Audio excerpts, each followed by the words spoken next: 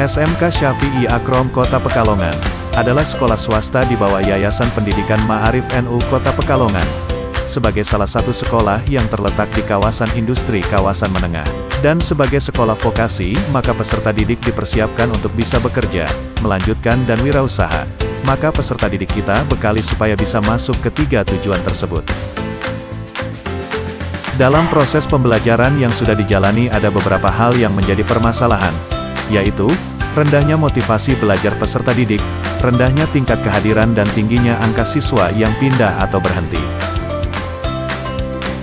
Langkah-langkah dalam proses perbaikan yang ditempuh mulai dari pembenahan sarana dan prasarana, sistem pembelajaran, kurikulum, kemitraan, dan konselor sehingga proses pembelajaran di SMK Syafi'i Akrom Kota Pekalongan seperti yang disampaikan oleh Bapak Pendidikan Ki Hajar Dewantoro sebagai taman siswa. Harapannya dengan proses pembelajaran yang menyenangkan, maka akan terjadi peningkatan kualitas output peserta didik. Berikut adalah langkah proses perbaikan yang ditempuh SMK Syafi'i Akrom Kota Pekalongan. Sarana prasarana.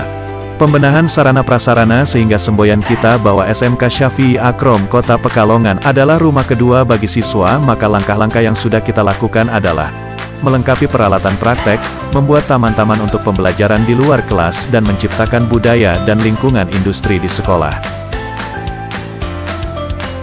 Yang kedua adalah kurikulum.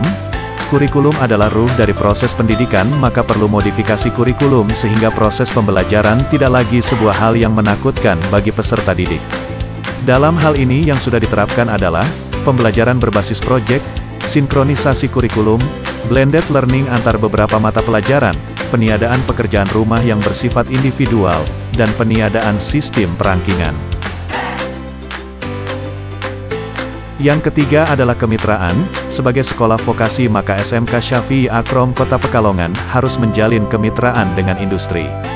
Kelas industri yang sudah berjalan yaitu, teknik kendaraan ringan otomotif dengan PT Astra Daihatsu Motor, teknik sepeda motor dengan PT Yamaha Agung, teknik komputer dan jaringan dengan PT Telkom, tata busana dengan PT Testuti Bandung, rekayasa perangkat lunak dengan PT Krodik Semarang. Diharapkan kurikulum yang disusun bersama industri, dilanjutkan dengan proses pembelajaran yang juga dilakukan oleh praktisi dari industri sehingga output peserta didik akhirnya bisa masuk kriteria sesuai keinginan industri pasangan. Yang terakhir adalah konselor. Peserta didik yang berasal dari berbagai macam latar belakang akan memunculkan masalah yang berbeda. Di sini pentingnya konselor dalam hal ini guru bimbingan konseling bisa membedakan penanganan masalah sesuai permasalahan dan latar belakang masalah. Di sini perlu dukungan orang tua peserta didik untuk bisa menyelesaikan setiap permasalahan karena biasanya peserta didik yang bermasalah diawali dengan permasalahan pribadi, keluarga. Dengan berbagai langkah yang sudah dilaksanakan, memberi dampak yang cukup signifikan bagi perkembangan SMK Syafi'i Akrom Kota Pekalongan. Antara lain, adanya peningkatan jumlah peserta didik yang masuk, penurunan peserta didik yang keluar atau pindah, dan peningkatan prestasi dalam 3 tahun terakhir.